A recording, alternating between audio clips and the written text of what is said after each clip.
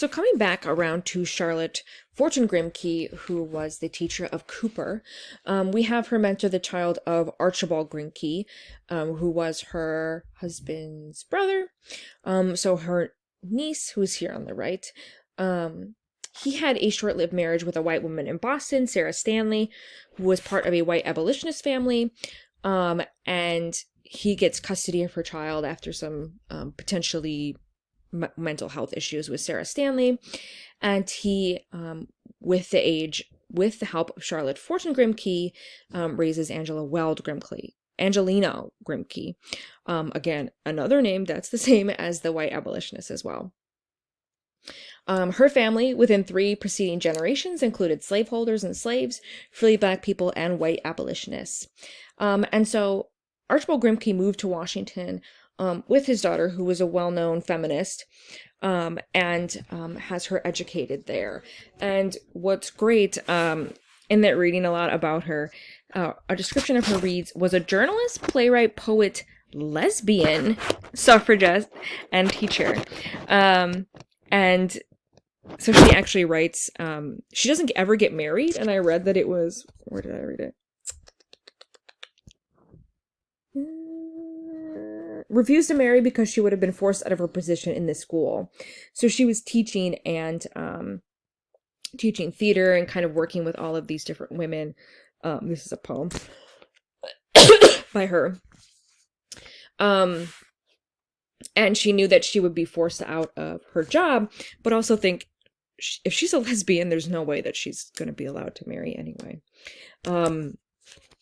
Regardless. In 1915, the National Association of the Advancement of Colored People, NAACP, asked her to write a play counteracting the defamations against African Americans shown in the film The Birth of the Nation, which came out during this time, which was originally called The Klansman, as you can imagine, which was a silent epic drama chronicling the United States during slavery and the Civil War, and portrayed Black men, played by white actors in blackface who were sexually aggressive towards women, and the Ku Klux Klan as the heroic force to preserve American values and white supremacist social order. So Angelina Grimke does do this in her very famous play Rachel, and originally it was called Blessed Are the Barren, but it was the first play ever written and performed by Black actors, and she took a big stance here in chronicling the issues with these sort of ideas expressed in The Birth of a Nation, this very sort of controversial and racist film, and took a stance to promote Black lives, as well as anti-lynching issues in the United States as well. Other figures that we see later on, as we move into sort of the end of looking at very specific Black suffragettes, we have Nannie Helen Burroughs, here on the right with unnamed figure, which I thought was the weirdest.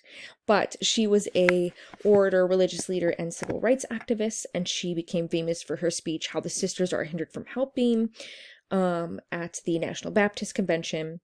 She founded the National Training School for Women and Girls in D.C. and worked in rights for Black women and men, but also furthering women's opportunities outside of the home. And she also cooperated with Anna J. Cooper and Mary Church Terrell in D.C. Well, I can read notes. What? And also participated in groups like the NAACP and NACW as well.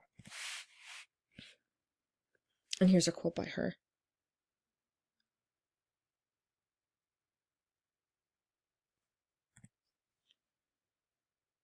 This is a very famous photograph of her as well as 8 other Black women who were gathering for the Banner State Women's National Baptist Convention in 1915. And 4 years before the 19th Amendment, women in Chicago were already casting their first ballots because women were given the right to vote in Chicago before sort of the national amendment to the Constitution was passed. So there were a lot of big suffragette groups that were also aligned with religious groups as well, this being one of them in particular. So we have the passing of the 19th Amendment on June 4th of 1919 and the ratification in 1920. And although the law now extended the vote to both Black and white women after the ratification in 1920, Jim Crow legislation effectively disenfranchised most Black women along with Black men in Southern states, as we previously talked about. So you have figures, you very much see after 1920 that white and Black women are going to come back together, and maybe not surprisingly because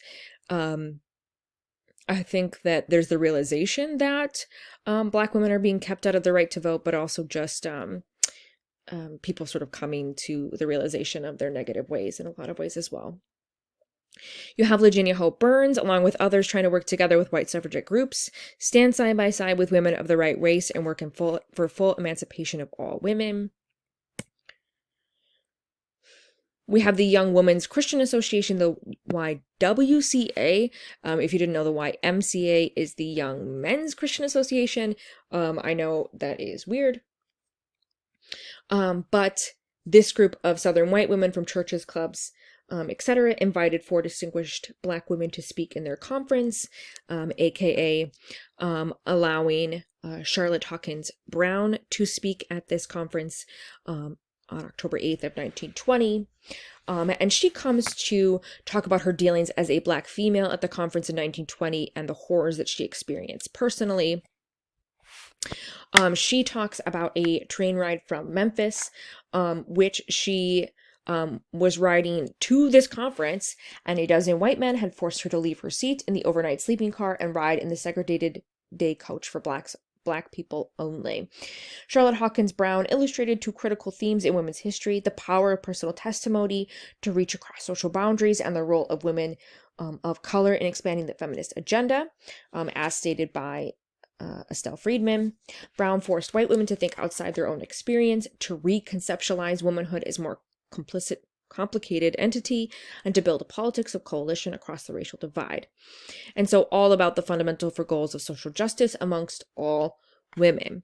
In her final analysis, utilizing God and Christianity, she would say, "But I know the dear Lord will not receive it if you are crushing me beneath your feet," in talking about when white women die, that they will have to sort of answer for what they have done to Black women. It is really crazy and complicated to realize that we're not even going to see until really the beginning of the second wave of feminism that the Voting Rights Act is passed by Lyndon B. Johnson in 1965, which was aiming to overcome legal barriers to allow Black people the right to vote under the 15th Amendment. So we are going to talk about Martin Luther King Jr. and all of these groups because, unfortunately, they are still fighting for the same issues coming up into the second wave of feminism.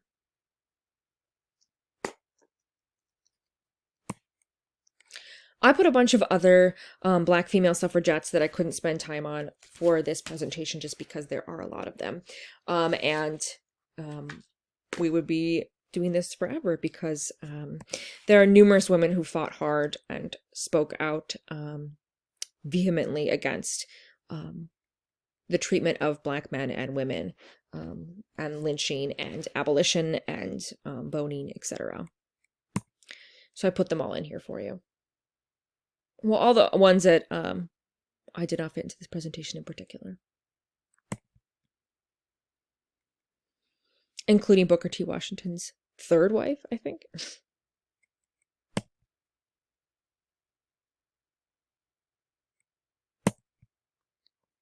don't know why I'm hitting the button so hard, sorry. So when we talk about proto-feminist artists, we are talking about a lot of the artists we spoke about in lectures in the week that we talked about in Auckland. So sort of pre-1950s, 1960s, what you have is artists that are considered quote-unquote proto-feminist because they're sort of the pre-feminist era. So they're not necessarily collected in any way under the first wave of feminism in that they're not sort of carrying on the ideas of the first wave. They're very much connected to the people in their particular movement. And so you won't see the same things that we'll see in the second wave when we start that next week. But we talked about a lot of these artists, Vanessa Bell, as well as other expressionists, Moret Oppenheim, because all these figures are very much so these proto-feminist groups that suffered sort of their own separation from the artistic field because of being women.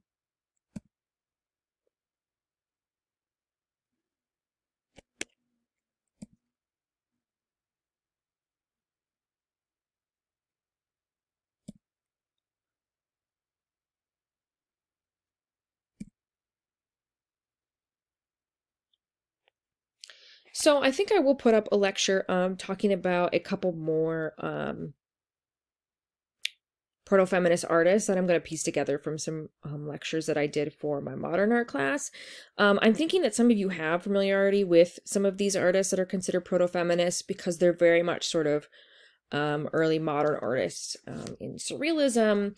Like we're going to talk about Frida Kahlo and other figures as well. So I will put that presentation up sort of separately from these so that you can see some proto-feminist artists. And then you'll really see the difference between those artists and how you see women kind of collectively working, not entirely, but quite a bit in the second wave. So I will put those up as well. I did want to mention this.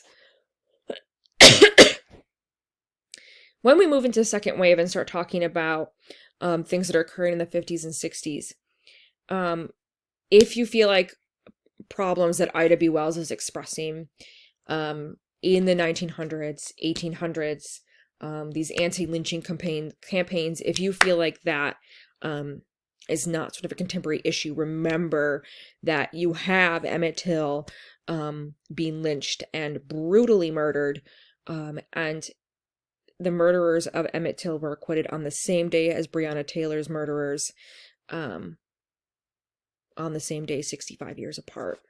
So when we continue to think about all of these issues that have divided Black and white people in America, those things have not ended, right? It's not something that is not still a very serious issue today. So we're diving into The Feminine Mystique by Betty Friedan next week. You have a portion to read and reading response 3. We will likely have class to make sure that we are summing up and understanding sort of first wave very clearly so that we can move into second wave the coming week. Email me with questions or concerns. Otherwise, I'll talk to y'all next week.